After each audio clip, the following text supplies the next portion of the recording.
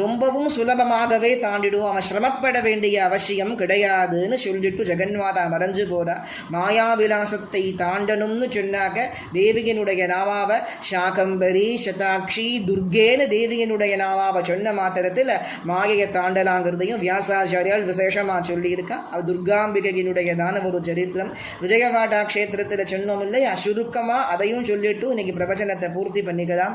விஜயவாடா க்ஷேத்திரத்திலே அம்பாள் பரமகருணாமூர்த்தி. பரமகருணாமூர்த்தினா பரமகருணாமூர்த்தி அம்பாள் வருவாளா, இன்னைக்கும் வருவாளா, வருவாங்கிறத காட்டக்கூடிய க்ஷேத்திரம் சோட்டானிக்கரையும் சரி விஜயவாடாவும் சரி. இந்த ரெண்டு க்ஷேத்திரத்திலையுமே அம்பாள் பிரத்யக்ஷமா வருவாங்கிறத காட்டக்கூடிய க்ஷேத்திரம். சோட்டானிக்கரையில் எத்தனையோ அனுபவங்கள் ராஜராஜேஸ்வரியானவள் அனுகிரகம் பண்ணியிருக்கா. விஜயவாடாலையும் நிறைய பேருக்கு நிறைய அனுபவங்கள் உண்டு. அதிலே ஒரு 1970 கிட்ட அப்படின்னு நினைக்கிறேன். அப்போ ரோஜுலு மாராயின்னு ஒரு படம், தெலுங்கு படம், பிளாக் அண்ட் ஒயிட் படம். அது தியேட்டரில் நல்ல ஃபேமஸாக சூப்பர் ஹிட் அடிச்சு சௌகா ஜானகி நடித்த படம்னு நினைக்கிறேன். சூப்பர் ஹிட் அடித்து அந்த படமானது ஓடின்னு இருக்கு தியேட்டரில். அப்போது நடுராத் நைட் ஷோ முடிச்சு ரெண்டாவது ஷோ நைட் ஷோ முடிச்சுட்டு எல்லாரும் வெளியில் வருவா இல்லையா. அப்போ அங்கெல்லாம் ரொம்ப உங்களுக்கு இதுவாக தானே இருக்கும். அந்த ரிக்ஷாக்காரா ஆட்டோக்காரா எல்லாரும் தேட்டர் வாசலில் போய் யாரான்னு நமக்கு வருவாளா அப்படின்னு காத்துன்னு இருப்பா. தேட்டர் படம் பார்த்துட்டு வந்தால் ஒரு சவாரி கிடைக்குமே அப்படின்னு.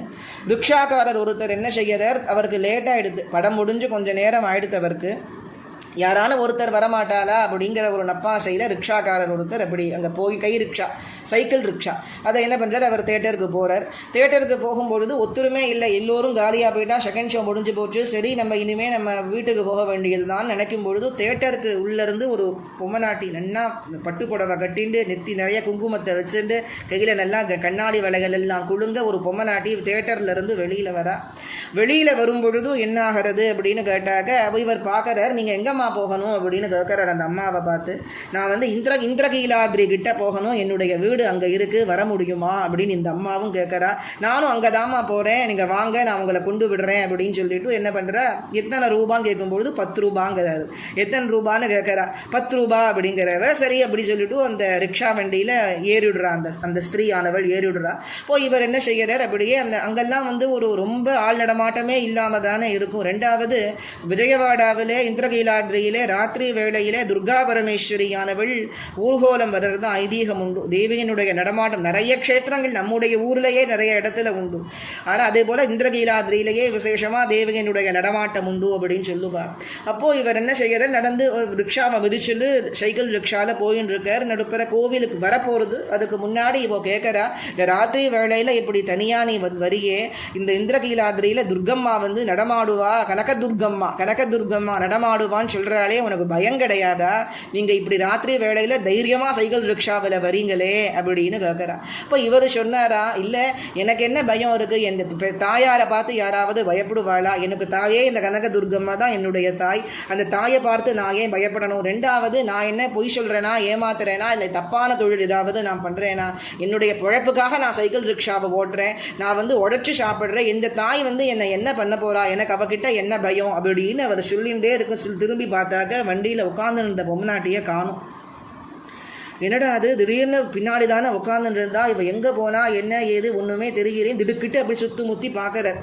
பார்த்தாக்க அந்த கனகதுர்காம்பா கோவிலுக்கு போகிற அந்த படியில் அவள் ஏறின்னு இருக்கா. அவருக்கு ரொம்ப கோபம் வந்துடுது. அவர் யோசிக்கவே இல்லை. அப்போ எப்படிரா இங்கே உட்காந்து இருந்தவோ நமக்கு தெரியாமல் ரிக்ஷாவில் இறங்கி படி மேலே ஏறி போயிட்டே இருக்காளே அப்படின்னு. ஏமா பணத்தை கொடுக்காம நீங்கள் பாட்டுக்கு போறீங்களே அப்படிங்கிறார். அந்த அம்மாவை பார்த்து, பணத்தை கொடுக்காம நீங்கள் போறீங்களே, எனக்கு எங்கே பணம் எங்கே அப்படின்னு கேட்கும் பொழுது, உன்னுடைய தலைப்பாகையில் உனக்கு என்ன பணம் சேரணுமோ அது இருக்கு அப்படின்னு.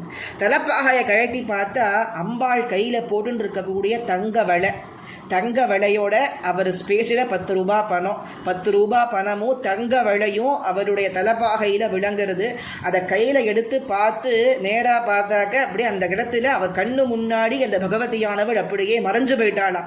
சாட்சாத் கனகதுர்கா பரமேஸ்வரி தான் வந்திருக்கான்னு தெரிஞ்சு அப்படியே கனகதுர்கம்மா அப்படின்னு கத்துறார். அவர் கத்தும் பொழுது அக்கம் பக்கம் இருக்கிறவா எல்லாம் எழுந்து என்ன ஏதுன்னு கேட்கும் பொழுதுதான் பராசக்தியானவள் பிரத்யக்ஷமா இந்த க்ஷேத்திரத்தில் நடமாடுறா.